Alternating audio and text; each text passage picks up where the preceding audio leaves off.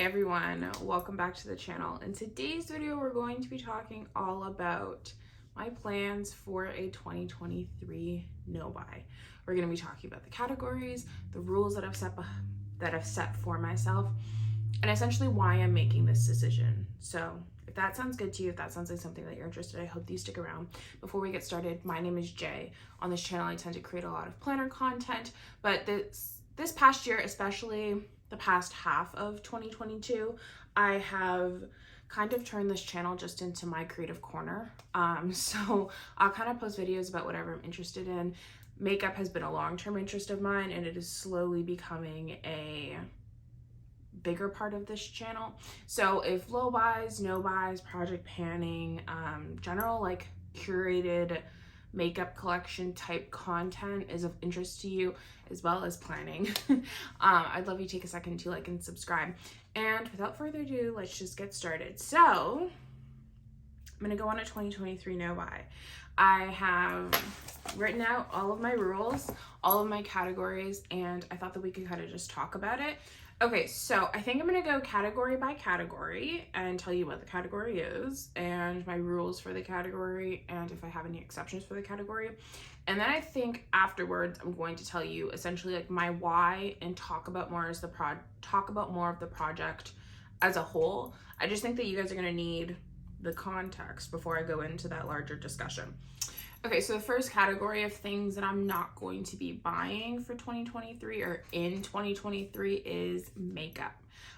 So no makeup for 2023. There's a couple exceptions, which we'll talk about now. So the first thing is that this is gonna be a replacements only no buy across the board. So what that means is that, say for example, I have a brow pencil and I finish the brow pencil, and I don't own any other brow pencils. I don't have any in my backups box. I don't have any in my collection. I don't have any more brow pencils. I'm allowed to purchase one brow pencil to replace the one that I finished. Okay, so that is what it's gonna be for all categories, especially cosmetics, because like if I run out of a mascara, I'm gonna purchase a new mascara. And I'm not going to be purchasing 5 or 6 new mascaras to try a bunch of them and figure out which one I like the best, okay? So replacements only for makeup, replacements only for the entire no buy. And then I do have a couple exceptions for makeup. So from what I've learned about no buys is you want to create very clear, thorough, and specific rules, and those rules can include exceptions. So we're gonna talk about them now. First exception is like really out there, but I've thought about it a lot, and the thought, it stressed me out. So I'm like, you know what? I'm going to create an exception around it so it's in the rules and I don't have to worry about it. This is my all-time favorite palette, okay? All-time favorite palette. This is the Anastasia Makeup by Mario palette. This thing is from like 2016. I don't use it on my eyes anymore. It looks like this. I don't wear it. It's expired. However, it still is in my collection for comparison purposes. 9 times out of 10, if I buy a new eyeshadow palette, new eyeshadow in general, I will swatch it and compare it to what I've purchased. Like this is, like you can tell how much I've used it. I decluttered it to my sister for a little bit, and then I recently like got it back from her because the color story on this thing is genius. They created it once, they never re-released it, they never relaunched it, they never remade it, neither Anastasia or Mario. So, but it's like my all-time favorite eyeshadow palette. I think it's the best eyeshadow palette Anastasia has ever made. If Anastasia or the Makeup by Mario brand recreates this, re-releases this, relaunches this, I will buy it guilt-free. Okay, exception. It is my exception. Okay, this, I just love it. It's so perfect. It's like the perfect neutral, slightly jewel toned palette that leans warm but isn't orange. It's just, it's so good. I want them to remake it and I will buy it and not feel bad for a single second. So that's one of my exceptions, okay? The other exception that I have is this guy. This is the Danessa Myrrh Exploring Balm Powder.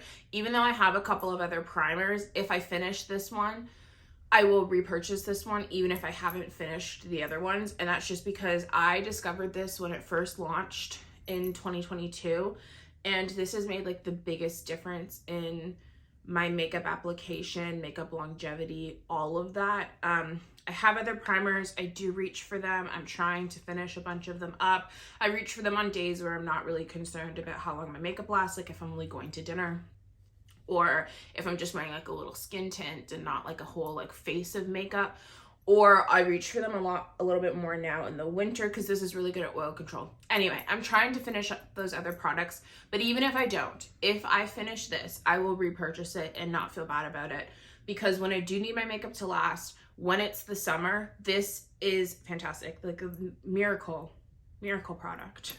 All-time holy grail. Like, I love it. You can tell just how much I've used of it since it released. So that's my only other exception. Oh, there's one more. So that's my only exception. The only other exception, so the third exception, is I have a list of products. So for example, my Benefit Brow Pencil, my Glossier Boy Brow, and the Merit Mascara, okay? If any of those products go on sale, the Benefit Brow Pencil tends to go on half price sale 2 to 3 times, maybe 2 times. I know it happens on like National Eyebrow Day, which I don't, whatever.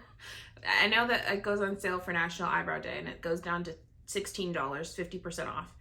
And I think it happens one other time in the year. I will allow myself to buy my brow pencils. The Benefit Brow Pencil is the only brow pencil I use. I love it. It's the only brow pencil I want to use. And I know that it will get used. It's not like I'm buying it back up to a blush.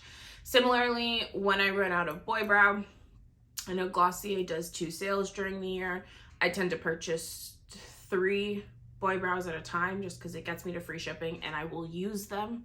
It's not like I'm purchasing 4 different Cloud Paint blushes that'll languish in my collection for years to come.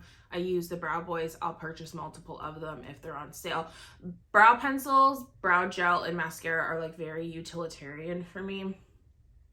And the Merit Mascara, it went on sale towards the end of the year through Sephora. I think it was like buy one get one 50% off or buy one get one free. They did some sort of sale with it and I bought 2 of them. I'll do that again if they do that sale, just because the Merit Mascara never really goes on sale and that was a pretty good one. So I've got a couple of replacements. I have a couple of exceptions. I'll repurchase this if they recreate it. I will repurchase this if and when I finish it. I will buy my brow pencil on 50% off because it's a utilitarian product that will get used in my collection.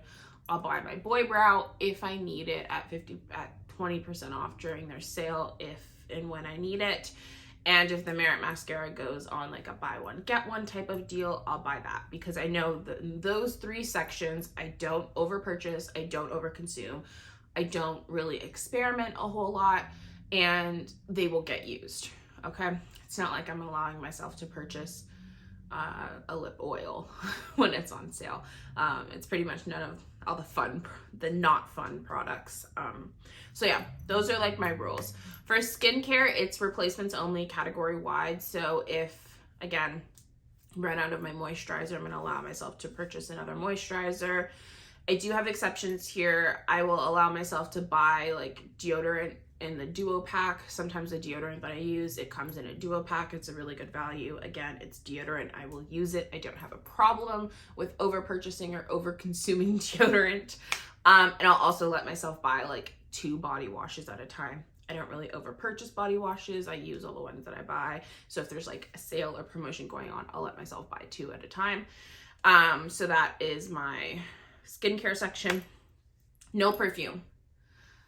Third category, no perfume. None whatsoever. I don't need any of it. Even if I finish a bottle of my favorite perfume, I need to finish the other ones first before I buy another bottle. So no perfume. 2023, no perfume. Okay. And then hair products, replacements only. I'll let myself buy something if I finish it, buy something if I like empty out the category. There's a couple of products, like there's a couple of categories, say for example, leave-in conditioner, that I continually own multiple different kinds in that one category.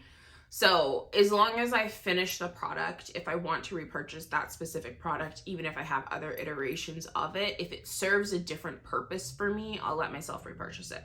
For example, I think I have like 3 3 leave-in conditioners, and I use them for different reasons or for different times of the year. Like one's a little bit more lightweight and I'll wear it in the summertime, and then one's a little bit heavier and I wear it in the winter because the cold air tends to dry out my hair a little bit more. So I don't have a huge problem with like over consuming hair products. So I'll let myself replace the individual products as I finish them. But that is my hair product category. Overall, exceptions for the entire project, I'm allowed to spend gift cards on whatever. If I get a Sephora gift card, I can spend it on whatever category I want. Doesn't matter. And I will say, like, say I get a $50 gift card and the thing I want to buy is $53 and then some tax, I'll just cover it out of my own pocket. I'm not trying to, like, the problem here isn't that I'm spending like $10 on tax, right? The problem is that I'm buying 3 blushes when I don't need to buy any blushes. So I'm trying to be hard on myself and like create these rules, but also like if like the gift card doesn't cover tax, I'll pay the tax, like it's fine. So there's that. I have that I'll cover $10 to $15 over the amount of a gift card. If needed, like out of my own pocket, and it won't be considered breaking my no-buy. I just need like the vast overwhelming bulk of the thing that I'm buying with the gift card to be covered by the gift card. So because we pay like 13% taxes where I live, is a lot, okay?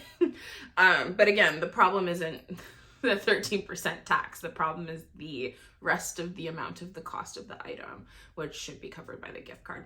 Also, I can shop for gifts. So like, even though I'm not buying lipstick, I can buy lipstick for someone else for gifting purposes. And then the last thing is PR and gratis.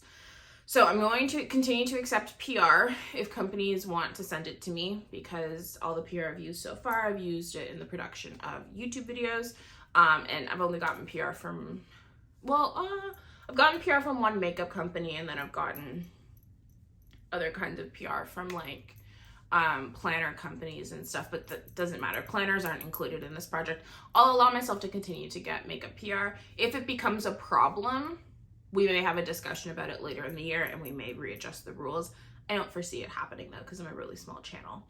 And then gratis. So gratis is, if you've never heard of it before, for people who work in the makeup industry, think Sephora, Shoppers Drug Mart, probably like department stores as well. Companies, the vendors that are sold at those stores will give out product to the employees of the store so that they can try the product and like test it out for themselves. The idea behind gratis is that, you know, the employee is going to test out a product, figure out all these things that they love about it, and be able to sell it better to the customer. So I have a lot of gratis that comes in throughout the year through my job. And I'm going to continue to accept that. They just kind of give it to you. It's not a question of would you like, it's here. Here's your gratis, which I do like. I'll continue to receive it. It's a variety of products. Sometimes it's fragrance, sometimes it's body wash, sometimes it's a blush. Like, it is a vast variety of products. It tends to be skincare, which is nice. I do use a lot of it. I'll continue to accept it. Of course, I need to find other avenues though to declutter it. That's one of my goals. Not a part of this project, so I'm just noting that I need to find other ways to declutter it, but I'm going to continue to accept it. So yeah, I think that those are all of the categories. Oh, I'm also going to be doing a low buy when it comes to books. So I have a lot of books that I haven't read, that I need to read, that I'm very interested in reading. And what I'm going to do for books is if I read 5 books, I can buy 1. So not a no buy, more so like a low buy. I'm including it here though, because when I do my monthly check-ins for this project, I'm going to include the books in those check-ins anyway, as one of the categories. So even though it technically is a low buy, I'm just going to include it in this overall project, because I'm not going to do like a 2-minute book low buy update. I'm just going to do my 2023 like a January no buy update, and I'm going to include the books. So if I read 5, I'll buy 1. This works both ways. Like, not only does it limit the amount of money I spend on books throughout the year, but it also actively incentivizes me to read the books that I already own, because if I read them, I can buy one more. So that's what I'm going to do for books. I've tried to do a book no buy before, and it's like the fact that I can't buy any just makes me like not want to read at all. I don't know what that's about. So we're going to try a 5-for-1 type structure. So yeah, overall, I'm feeling pretty good about it. I'm feeling really excited. It's something I wanted to do for a while. In 2022, I spent a lot of money on makeup, and I will say I spent a lot of money on makeup, but I did like really curate my collection. Like 95% of what I own right now, I'm gazing off in the direction of it. It's right over there. I love, like, I'm looking at all of it. Like, I love the items that I have in my collection. I'm really happy with my collection, and I don't want to see any of it go bad. I don't want to see any of it expire. I want to use all of these things because I genuinely love them and have enjoyed owning them. And I want to get more use out of them. So I'm feeling really good about it. I also think that it is going to force me to do other things with my time, right? Like at the end of the day, shopping is an event. Like, it is a thing that you do. And I love the practice of shopping, from determining what I want to buy, to reading or watching reviews, to determining what's the best thing or what's the best version of the thing that I want to buy, to either ordering it and deciding what samples I want to come with it, or to going to the store and picking it up and going and getting a coffee and making a day out of it. I love the act of shopping, the experience of it, the event of it, and all of those little things that I mentioned go into simply purchasing the item. And frankly, I need to find other things that bring me joy. I can't be continually chasing the thrill of the purchase, the thrill of the transaction, the thrill of it all. I need to find other things that I enjoy to occupy my time that don't include participating in consumerism. So alongside like this no buy project, I'm also going to, like, throughout the year be creating a list of fun things that I enjoy doing that cost no or just a cup, like $5, so no money, or like $5 or less. Like if there's like an entrance fee or something to like the museum. Well, the museum is free actually, but yeah, low cost or free things that I thoroughly enjoy doing, because it can't be shopping all the time. I can't, no. Not only can like I not afford it and should be doing other things with my money, those thrills are short-lived. Like, it doesn't lead to an overall joyous or satisfied life, because all of those thrills that you get from shopping don't last long. So you're constantly chasing the next thing. And that's just not the life I want to live, not the thing I want to participate in. So in this way, I'm like detoxing myself of that process, and let's see how I feel. I will also say that because this is something I haven't done before and it is something new, I'm going to give myself, I think until February, the ability to like amend rules. Like, let's see how January goes, and let's see how I feel at the end of January. Let's see how February goes, and I'll see how I feel at the end of February. And if I feel the need to adjust something or tweak something, I might do so. At the end of the day, I want this project to be successful. I want this project to be something that is like helpful in like changing my habits, changing my shopping habits, changing a bunch of things for me. And that means it needs to be like doable. Like, and I'm not saying like, let's make it super easy for myself. That's not what I'm saying. But like, if there's something that I've missed here, if there's something or a category of my life that I haven't addressed, or if I realize maybe I don't need to include that in the project for a valid reason, and we'll talk about that if we cross that bridge, I'm going to give myself a little bit of flexibility and freedom to amend something simply because I haven't done this before. And even though I've watched videos and I've watched other people do low buys and I have consumed content surrounding no buys, I still haven't done it for myself. And the biggest thing that I've learned from a lot of that content is make specific and thorough rules for yourself, and make sure that you address things that might come up. So that's where like me talking about this palette came into play, because I know that if this palette was re-released in 2023 and I was on a no buy, I would probably break it for this palette, or I would feel incredibly like saddened and upset that I couldn't buy it, right? Or say, for example, every year, me and my friend go to the bookstore and buy a book in December. Like, we go get coffee, we go get dinner, we go walk around the bookstore, right? If that was a tradition that I had with someone, I would want to write it into the rules of my project that I can buy a book in December during that specific event. Or if I choose to not participate in that tradition, just make sure that I'm looking forward and saying, hey, this is a thing that happens. How am I going to approach that going forward?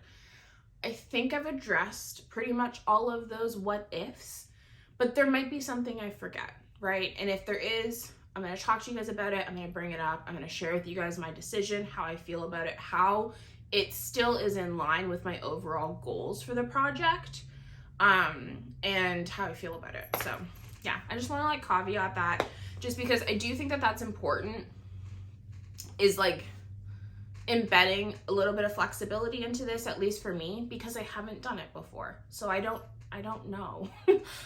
Like, I don't know. And even though I've thought about doing this no buy for a while, I've been like writing out these rules and thinking about it for like, oh my God, is it like a month now? My goodness. I may have forgotten something.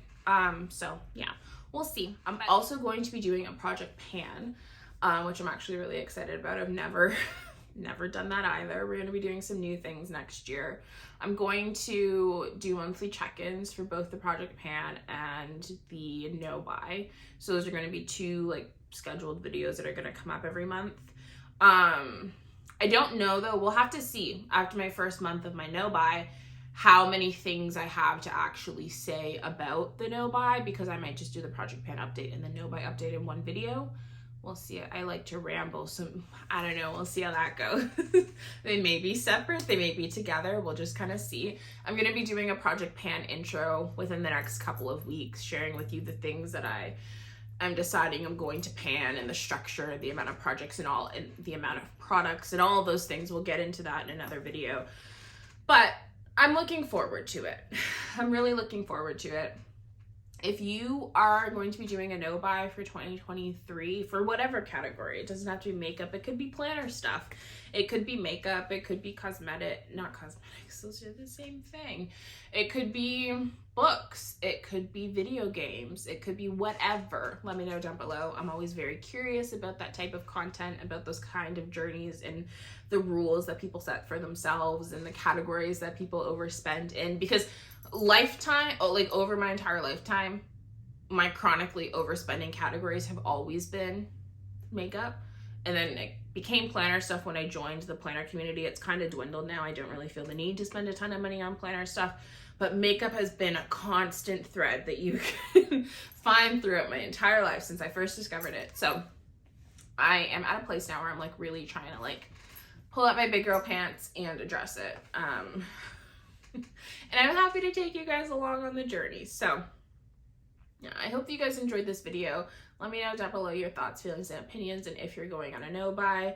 And I can't wait to talk to you guys about it next time. I'm excited. We'll see how it goes. You will see how it goes. But anyway, have a great afternoon, evening, wherever you are in the world. I hope that you guys enjoyed this video. Before you head out, please take a second to like and subscribe. It'd be greatly appreciated, and I'll catch you guys next time. Bye.